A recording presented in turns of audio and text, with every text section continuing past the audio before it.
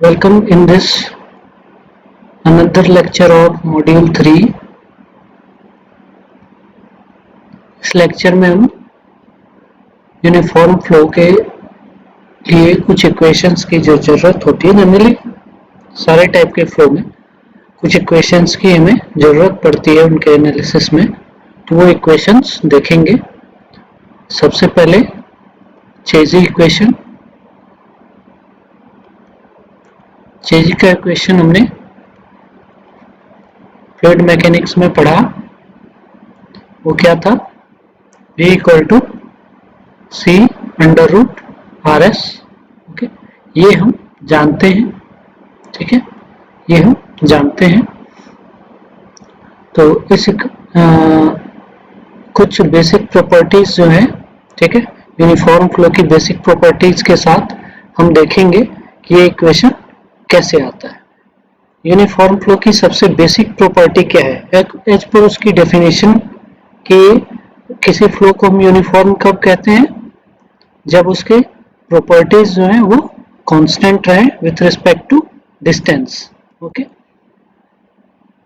Uniform flow क्या होता है?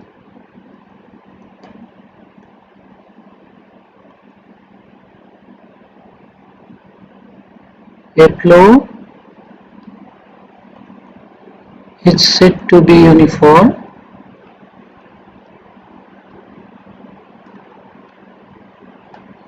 if its properties remain constant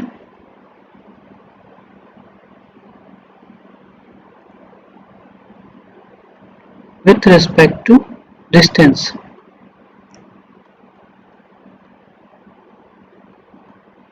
यही है यूनिफॉर्म फ्लो का डेफिनेशन और यही इसके सारे प्रॉपर्टीज को गवर्न करता है।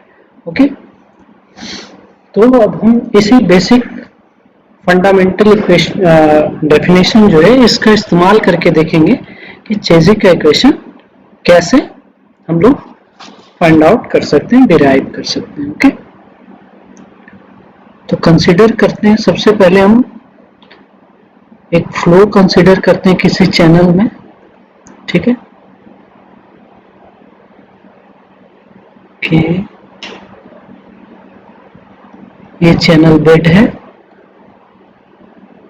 ठीक है, इस पे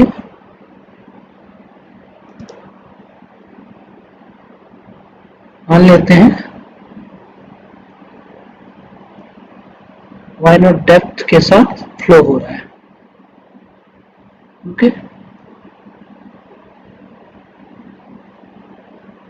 ये क्या है? वाटर सरफेस है। This is water surface. Okay, अब हम एक इसमें सेक्शंस कंसीडर करते हैं। सपोज एक सेक्शन ये है 1-1 और दूसरा सेक्शन ये है 2-2। ओके, मान लेते हैं इनके बीच की डिस्टेंस जो है वो क्या है? L है। ओके, इनके बीच की डिस्टेंस L है। ओके, अब हम अगर यहाँ तक फ्लो हो रहा है, ठीक है, तो एनर्जी लाइन कहाँ होगा? v वेलोसिटी के साथ अगर फ्लो हो रहा है, सपोज ये एनर्जी लाइन है, this is v square by 2g। Okay, this is energy line. हम एक कंट्रोल वॉल्यूम कंसीडर करते हैं। कंट्रोल वॉल्यूम क्या होता है? ऐसा वॉल्यूम जो स्पेस में फिक्स्ड हो। ओके, कंट्रोल वॉल्यूम हम लोग कंसीडर करते हैं कि मान लेते हैं ये जो सेक्शन है हमारा, ओके, 1-1 और 2-2, ये दो उस कंट्रोल बाउंड्रीज की कंट्रोल वॉल्यूम की दो बाउंड्रीज हैं, एंड एक तीसरा बाउंड्री हम लोग मान लेते हैं ये ओपन स्पेस इसका तीसरा बाउंड्री है, ठीक है। ये कंट्रोल सेक्शन है और चौथी बाउंड्री जो चैनल का बेड होगा वो इस कंट्रोल वॉल्यूम का चौथा बाउंड्री हो जाएगा। ओके,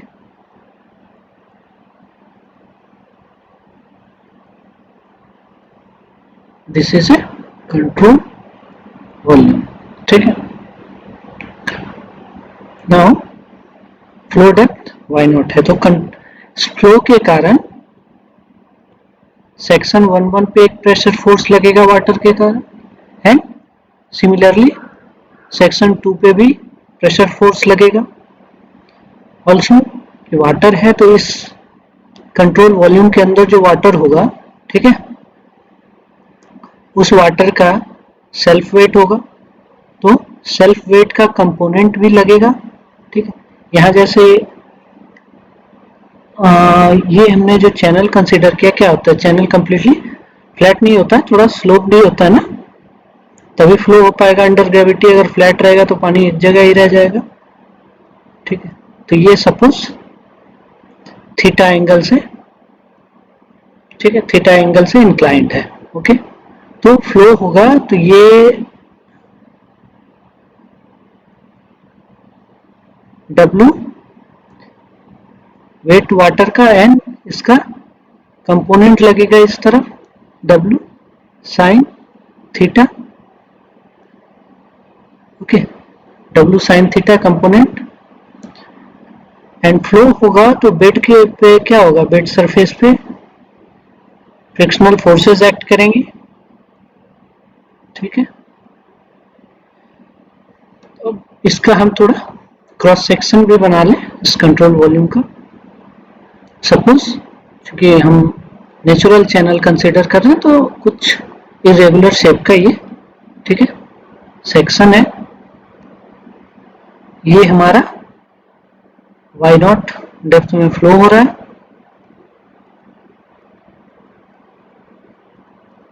मान लेते हैं इसका क्रॉस सेक्शनल एरिया ए है। Okay, and energy line will be here, v square upon 2g।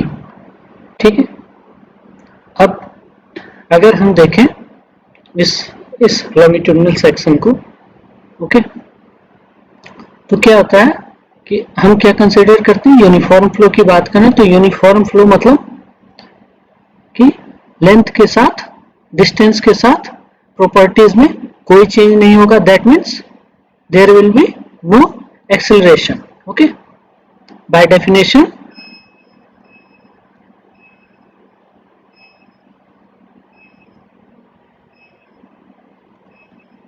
There is no acceleration in uniform flow. ठीक है,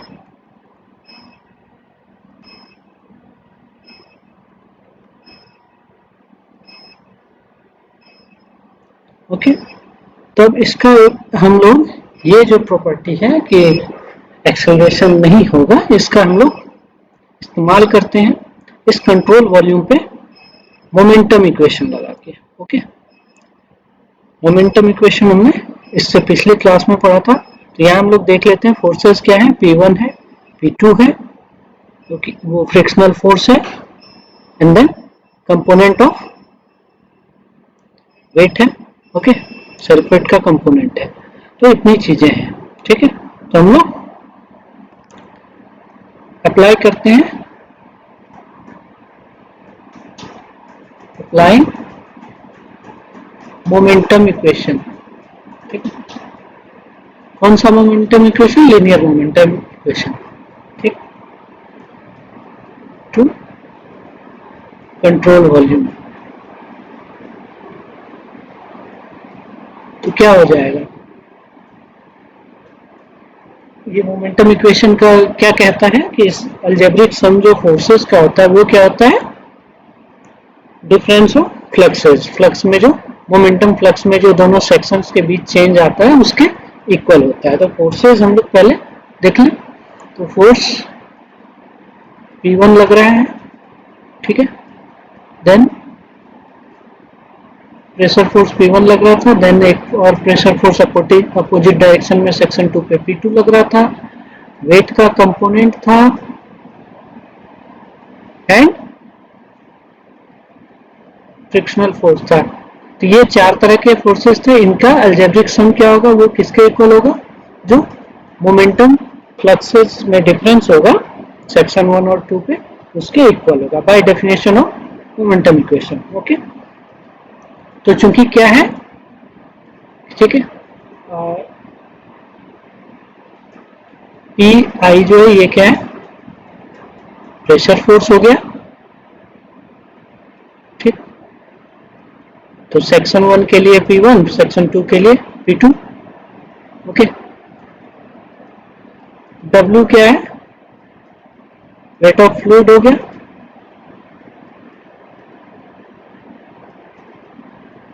देन FF क्या है, शेयर फोर्स कह लें, शेयर की तरह ही लगता है,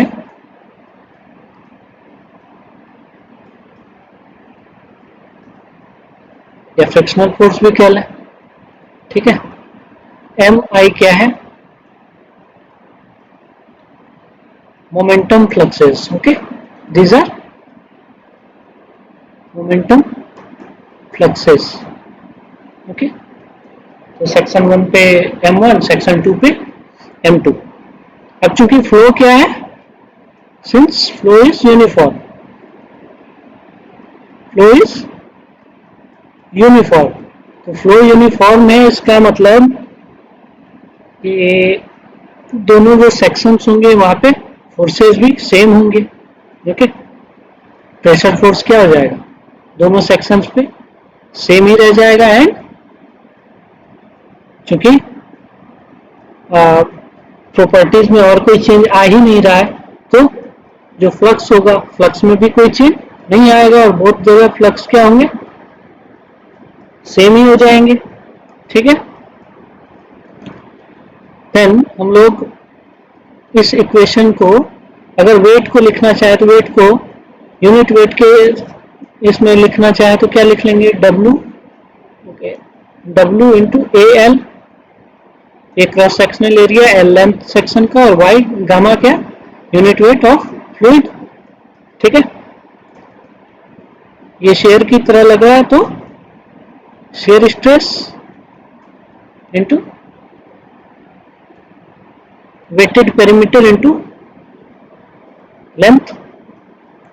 ठीक है, सेक्शन की लंबाई। तो हमारा ये जो इनिशियल इक्वेशन था वो क्या बन जाएगा, टॉ नॉट है क्या हमारा, average shear stress. Okay, average shear stress on wetted perimeter.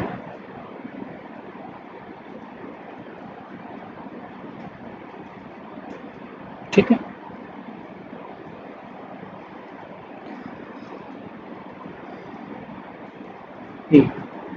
Gamma already पता है, अगर हम unit weight of fluid. Okay, तो हमारे ये इक्वेशन क्या हो जाएगा, P1 और P2 तो कैंसिल हो जाएगा, गामा ए एल, सो ये हमारा इक्वेशन क्या बन जाता है, gamma A L sine theta minus tau P L, this will be equal to 0। Okay, ये जो साइन थीटा है, ठीक है, साइन थीटा, इसको हम लोग, साइन थीटा एक्चुअली डिनोट क्या कर रहा है, बॉटम स्लोप को डिनोट कर रहा है। ओके, तो बॉटम स्लोप को हम लोग एस नॉट से रिप्रेजेंट करते हैं, बॉटम स्लोप का है या बेड स्लोप। ओके, तो इसको क्या लिख देंगे, gamma A L naught minus tau naught P L equal to 0। तो ये चीज क्या हो जाएगा, शेयर स्ट्रेस कितना हो जाएगा, tau naught equal to l l cancel ही हो जाएगा। Okay, a by p equal to r हो जाएगा। ओके, तो बचेगा क्या, गामा आर एस नॉट। ठीक है, गामा आर एस नॉट ये हो जाएगा, आर क्या है, R equal to A by P, okay, hydraulic radius, ठीक है। एक बार पी को हम लोग हाइड्रोलिक रेडियस कहते हैं। अगेन जो हमारा टॉ नॉट है, टॉ नॉट अभी इक्वल टू कितना आया, गामा आर एस नॉट, ठीक है। टॉ नॉट को डिफाइन कर सकते हैं ऑल्सो, टॉ नॉट को जो है, ठीक है, एवरेज शियर स्ट्रेस को डिफाइन किया जा सकता है के रो वी स्क्वायर, ठीक, इस तरह भी डिफाइन किया जा सकता है, जहां के क्या है, के एक कोफिशिएंट होता है, ठीक है। और ये कोफिशिएंट डिपेंड किस पे करता है, नेचर ऑफ सरफेस और flow parameters, depending on nature of surface, bed surface, okay, and flow parameters,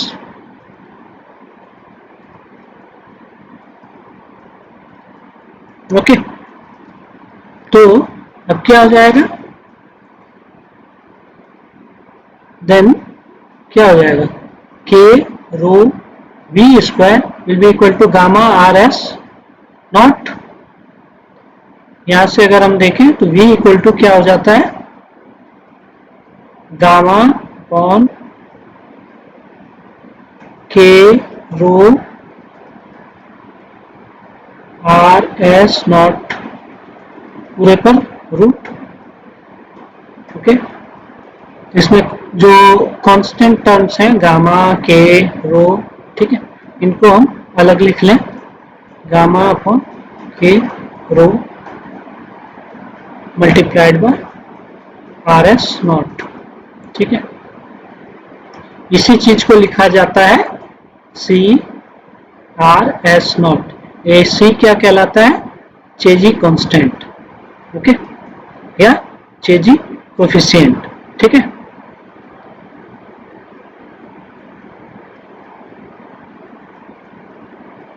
okay, ये चीज किस पे डिपेंड करता है, सी, गामा, सी को हम लोग लिख रहे हैं c equal to gamma upon rho into 1 by k, ऐसा लिख सकते हैं, ठीक है। के डिपेंड करता है किस पे, नेचर ऑफ सरफेस और फ्लो पैरामीटर से। देयरफॉर जो हमारा चेजी कांस्टेंट सी होता है, ये भी डिपेंड करता है किस पे, नेचर ऑफ सरफेस और फ्लो पैरामीटर्स पे, okay. Depends on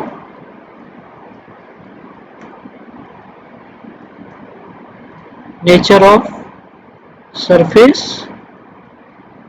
and flow parameters, ठीक है। और ये v equal to C under root R S naught, ये जो चीज है, यही चीज क्या कहलाता है, चेजी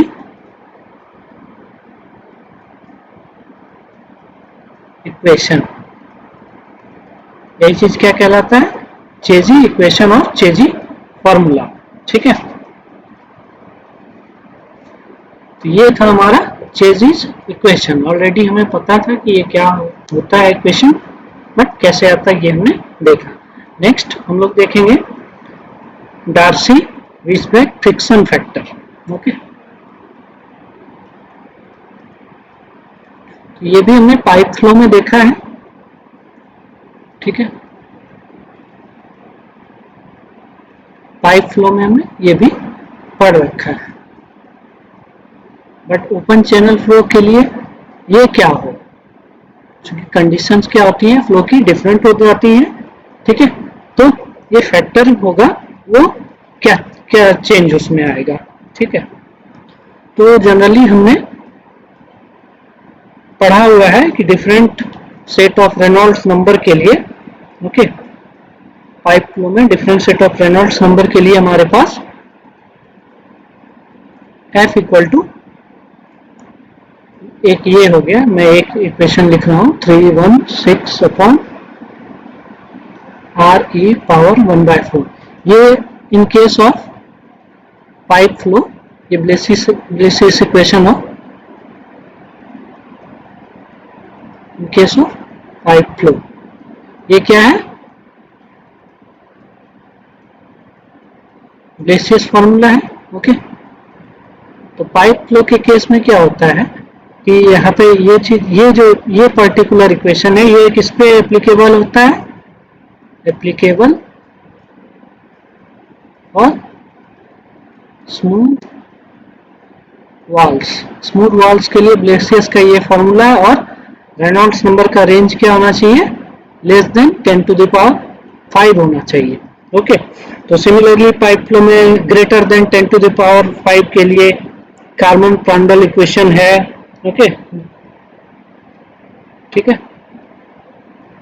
कार्मन प्रांडल इक्वेशन क्या है? कार्मन प्रांडल इक्वेशन, ठीक है। तो और ये भी स्मूथ वॉल्स के लिए ही है, एंड लेकिन रेनॉल्ड्स नंबर इसमें 10⁵ से बड़ा होना चाहिए। ओके, वो इक्वेशन जो प्रांडल का, कार्मन प्रांडल का, वो क्या है? 1/√f = 2 log RA√f - 0.8। ओके, ये इक्वेशन है। तो ये यही इक्वेशन जो है, और इक्वेशन है, ठीक है। कोलब्रुक वाइट का इक्वेशन है, ठीक है। रफ बाउंड्रीज में 10⁵ के लिए फिर इक्वेशन है, ट्रांजिशन जोन के लिए ही कोलब्रुक वाइट का इक्वेशन है। तो ये जो सारे इक्वेशंस पाइप फ्लो के हैं फ्रिक्शन फैक्टर निकालने के लिए, वही यूज किए जा सकते हैं ओपन चैनल में, ठीक है। The equations for F for the case of pipe flow are also applicable to OCF conditions, but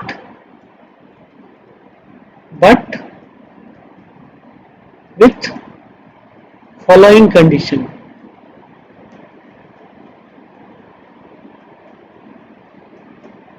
condition क्या है वो? कि RE should be equal to 4RV/U। R क्या है? R is hydraulic radius.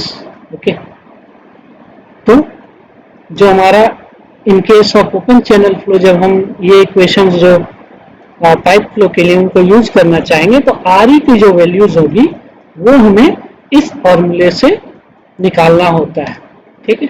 Then after उसका वो equations हम लोग यूज कर सकते हैं। ओके, और दूसरा, पहला कंडीशन ये हो गया। दूसरा, रिलेटिव रफनेस जो है, ठीक है, एप्सिलॉन जो हमने पढ़ा था मॉड्यूल 1 में, ओके, ठीक है, वो यूज क्या होता है? ES/4R। ओके, ये चीज जब यूज करते हैं तब हम लोग इन दो कंडीशंस को यूज करके जो हमारा ओपन पाइप फ्लो के लिए जो इक्वेशंस गिवन है ब्लेसियस के, कार्मन प्रांडल के, कोलब्रुक वाइट के, वो हम लोग यूज कर सकते हैं ओपन चैनल में friction factor, Darcy Weisbach friction factor F को कैलकुलेट करने के लिए। ओके, फर्दर ओपन चैनल्स में क्या होता है?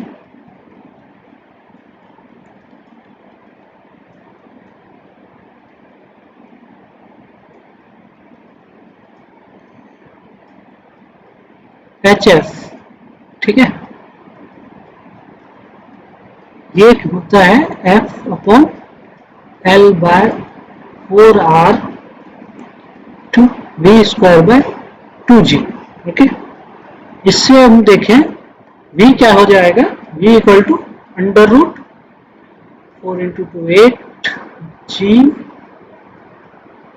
ओके, आर भी हो जाएगा, देन एफ इज हियर, ये this one, okay, and this was the, हम लोग रीअरेंज करके इस इक्वेशन को ऐसे लिख सकते हैं, ठीक है। अब यूनिफॉर्म फ्लो के केस में, फॉर यूनिफॉर्म फ्लो यूनिफॉर्म है तो जो लॉसेस होंगे वो क्या होंगे, एक समान टाइप के ही होंगे, ठीक है। तो ये लॉस और ये लेंथ, ठीक है, तो इसको हम लोग क्या कह सकते हैं, स्लोप ऑफ एनर्जी लाइन, ठीक है।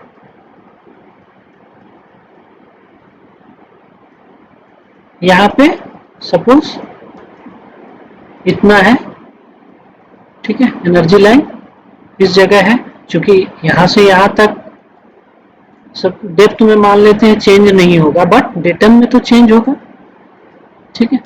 तो हमारा क्या होगा, इस सेक्शन पे, इस सेक्शन पे जो हमारा एनर्जी लाइन होगा वो यहाँ पे रहेगा, बट इस सेक्शन पे थोड़ा इससे नीचे ही रहेगा, ठीक है। तो यहां से यहां तक मान लेते हैं ये एक बहुत छोटा सा चेंज आया, हाँ, सपोज ये इस तरह इंक्लाइंड हुआ, ये एक छोटा सा चेंज आया है एक एल लेंथ में, तो इस एनर्जी लाइन का हम लोग स्लोप क्या लिख सकते हैं, एच एल बाय एल, ठीक है। इसी चीज को हम लोग एनर्जी लाइन के स्लोप को एस एफ से डिनोट करते हैं, ओके। और एक और चीज क्या कंसिडरेशन होता है हमारा, यूनिफॉर्म फ्लो मान रहे हैं, ठीक है, यूनिफॉर्म फ्लो मान के चल रहे हैं, दैट मीन्स ये जो इसका जो बेड का जो स्लोप होगा वही वाटर सरफेस का स्लोप होगा, एंड वही क्या होगा हमारा इस एनर्जी लाइन का भी स्लोप होगा, that means S F will be equal to S naught, this is suppose this is S naught, slope of bed slope, ठीक है। तो H F L equal to क्या हो जाएगा, equal to S F is equal to S naught. तो हमारा जो वो इक्वेशन है वो क्या हो जाता है, v equal to 8g upon F under root R, इसको हम एच एफ बाई एल को एस नॉट लिख दिए तो अंडर रूट एस नॉट हो गया, तो ये ऐसे लिख देते हैं। तो ये क्या है, चेजी का ही इक्वेशन बन रहा है, this is similar to Chezy formula, with Chezy का फॉर्मूला क्या होगा, v equal to C under root R S naught. तो यहाँ पे हम क्या देख रहे हैं, ये चेजी फॉर्मूला के ही तरह है, बट c की वैल्यू क्या मिल रही है यहाँ पे, with c equal to 8g by F, ठीक है। तो ये डार्सी वीसबेक का हमने देख लिया फ्रिक्शन फैक्टर, उससे कैसे फिर हमारा उसका जो इक्वेशन होता है, ठीक है, लॉसेस से फिर हम जो इक्वेशन डिराइव करते हैं वो भी कैसे चेजी फॉर्मूला के ही सिमिलर हमें मिल जाता है, ठीक है, ये देखा हमने। नेक्स्ट हम लोग कुछ और इक्वेशंस देखें जो यूज होते हैं, ठीक है, इनको हम लोग रेजिस्टेंस इक्वेशंस भी कहते हैं। तो सबसे पहले उसमें आता है, ठीक है, मैनिंग्स फॉर्मूला,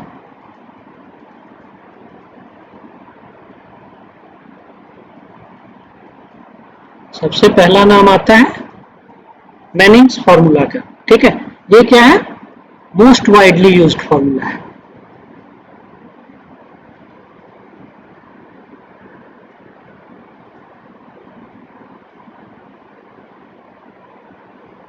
फ्लो फॉर्मूला, सबसे ज्यादा इसी का यूज होता है। ये इक्वेशन क्या है इसका, v equal to 1 by N R to the power 2/3, ठीक है, यही है। n को हम लोग कहते हैं यहाँ पे मैनिंग्स रफनेस कोफिशिएंट, n क्या है? Manning's roughness coefficient. ओके, इसके अलावा और फॉर्मूले क्या क्या हैं? तो पावलो की फॉर्मूला है,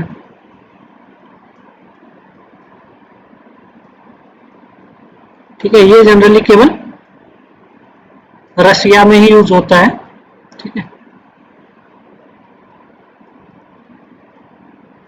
यूज्ड इन रशिया। ये उसका गिवन फॉर्मूला क्या है? उसने चेजी के कांस्टेंट के लिए दिया था इक्वेशन, वो क्या है? C इक्वल टू 1 बाय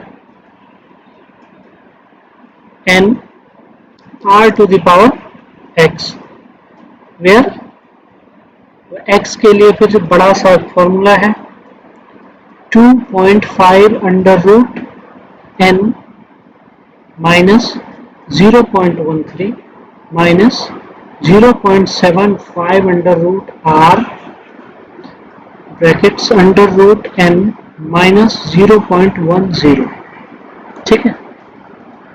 यहाँ n क्या है? मैनिंग्स रफनेस कोफिशिएंट, ठीक है। फिर गेनविलेट कटर्स फॉर्मूला है जो जनरली फेमस है कटर्स फॉर्मूला के नाम से ही, गेनविलेट कटर फॉर्मूला, ये भी बहुत यूज होता है, ठीक है, ये भी बहुत यूज करते हैं हम लोग। ये है C equal to 23 1 by n plus 0.00155 on S naught, okay, then this becomes 1 plus this here 23 plus 0.00155 upon S naught multiplied by n upon under root r, ठीक है। ये क्या है? कटर फॉर्मूला है, ये भी चेजिस कोफिशिएंट निकालने के लिए बहुत यूज होता है, ठीक, टुगेदर विथ चेजिस इक्वेशन बहुत ज्यादा इस्तेमाल होता है इसका भी, ओके। तो इन सारी चीजों में हम एक मैनिंग्स रफनेस कोफिशिएंट देख रहे हैं, ठीक है।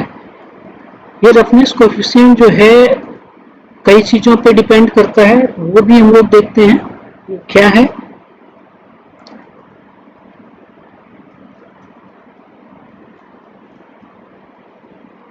मैनिंग्स रफनेस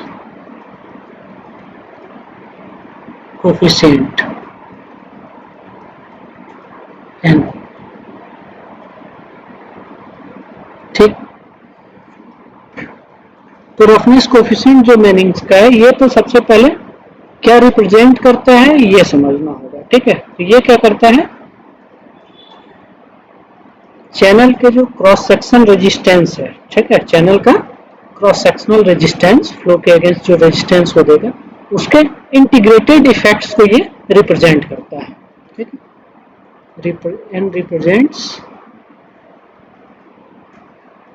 क्योंकि कई सारे चीजें हो सकती हैं, ठीक है, कई सारे फैक्टर्स हो सकते हैं, ठीक, तो उन सारे फैक्टर्स को एक सिंगल कोफिशिएंट n में इनकॉर्पोरेट किया गया है, ठीक, and represents the integrated effects of the channel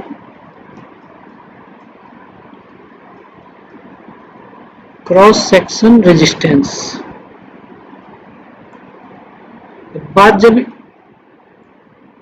integrated की हुई, मतलब कुछ और चीज, बहुत सारी अलग अदर चीजें इंक्लूडेड होंगी, तो क्या इंटीग्रेटेड इफेक्ट्स है, कौन से फैक्टर्स हैं, ठीक है, जिसके कारण n इफेक्ट होता है, ठीक है। तो वो फैक्टर्स है, सबसे पहला फैक्टर्स अफेक्टिंग एन, कौन कौन से फैक्टर्स हैं? सबसे पहला फैक्टर जो एन को इफेक्ट करता है वो है सरफेस रफनेस, ठीक है, सरफेस रफनेस, ये सबसे ज्यादा इफेक्ट करता है एन को। सेकेंड, वेजिटेशन, अगर वीट ग्रोथ हो जाए, ठीक है, चैनल बॉटम में एल्गे ग्रोथ हो जाए तो उसके कारण क्या होगा, या साइड्स में जो हमारा स्लोप है उस पर भी कुछ ग्रोथ हो जाए तो वो भी रफनेस कोफिशिएंट को इफेक्ट करता है, क्योंकि वो भी फ्लो में रेजिस्टेंस उत्पन्न करता है, ठीक है। फ्लो में रेजिस्टेंस और कौन उत्पन्न कर सकता है, तो cross sectional irregularity, cross section अगर इरेगुलर है तो क्या होगा, कहीं पे क्रॉस सेक्शन बड़ा कहीं छोटा होगा, ठीक है, कहीं आड़ा टेढ़ा किसी भी टाइप का हो सकता है, तो उसके कारण भी क्या होगा, फ्लो को रेजिस्टेंस मिलेगा, ठीक। फिर अलाइनमेंट भी इफेक्ट करता है। जो हमारा स्ट्रीम है वो बार बार मेंडर कर रहा है, कहीं दाएं घूम रहा है, कहीं बाएं हो रहा है, कन्वेक्स कनकेव फॉर्मेशन इस तरह करते जा रहा है, तो इसके कारण भी क्या होता है कि हमारा फ्लो इफेक्ट होता है, ठीक है, फ्लो को रेजिस्टेंस मिलता है। तो ये बेसिकली 4 फैक्टर्स जो हैं वो एन को बहुत ज्यादा इफेक्ट करते हैं, ठीक है, एन को बहुत ज्यादा इफेक्ट करते हैं। एक और चीज है कि सरफेस रफनेस जो है, ठीक है, सरफेस रफनेस को सबसे इंपॉर्टेंट माना जाता है कि सबसे ज्यादा यही इफेक्ट करता है, ठीक है। तो सरफेस रफनेस ये से जो हम रिप्रेजेंट करते हैं, तो ये हमारा जो रफनेस कोएफिशिएंट एन होता है ये इस पावर 1/6 इसके डायरेक्टली प्रोपोर्शनल होता है, ठीक है। जिसका क्या मतलब हुआ कि अगर रफनेस मैग्नीट्यूड में अगर बहुत ज्यादा वेरिएशन होगा, ठीक है, तो उसके कारण हमारा ये जो n है इसमें क्या होगा, एक स्मॉल चेंज आएगा, ओके।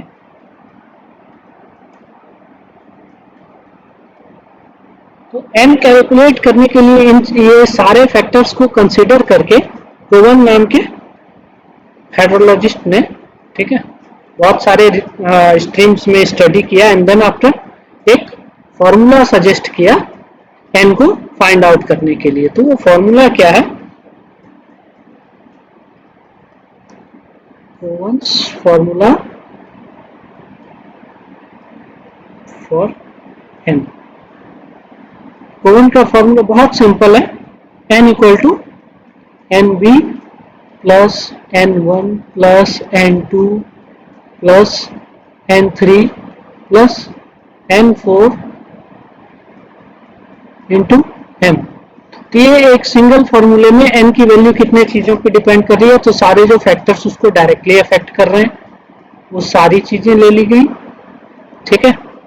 और मेंडरिंग ये भी एक फैक्टर है, ये इसको भी कंसिडर कर लिया, तो सारे फैक्टर्स जो उसको इफेक्ट कर रहे हैं उनका कंबाइंड इफेक्ट और एक बेस वैल्यू है इनका, ओके। तो अगर हम इन चीजों को डिफाइन कर दें तो वेयर एन बी क्या है, बेस वैल्यू ऑफ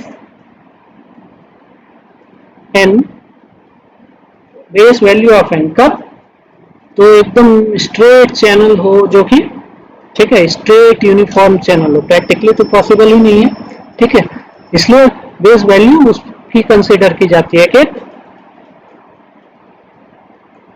प्रैक्टिकली एक स्ट्रेट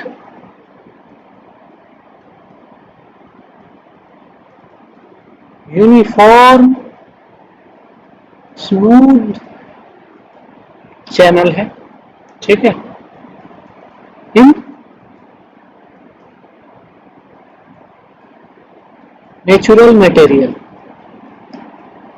तो प्रैक्टिकली तो ये पॉसिबल है नहीं कि नेचुरल मटेरियल में कोई चैनल हो वो पूरा स्ट्रेट भी हो, उसमें पूरा फ्लो भी स्मूथ यूनिफॉर्म हो, चैनल भी पूरा स्मूथ हो। ठीक है, तो ये प्रैक्टिकली इम्पॉसिबल चीज है। ठीक, इसलिए बेस वैल्यू उसको उस चीज को कंसिडर करके माना जाता है। ठीक है, एंड देन जो करेक्शंस हैं, ठीक है, वो अप्लाई किए जाते हैं। तो करेक्शन क्या क्या है? N1 है। ठीक, N1 किस चीज के लिए करेक्शन है? सरफेस रफनेस के लिए।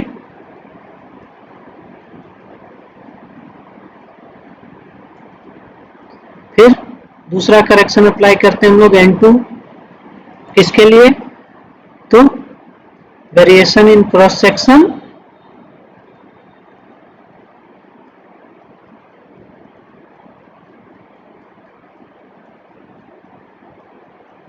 Shape and size.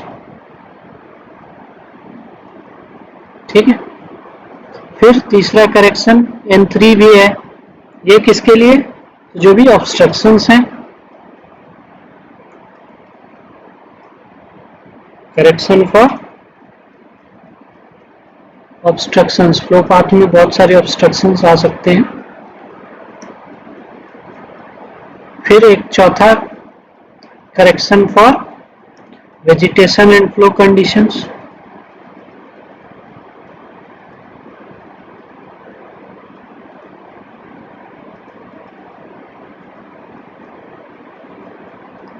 ठीक, इसमें फाइनली करेक्शन फॉर M क्या है? Correction for meandering of channel.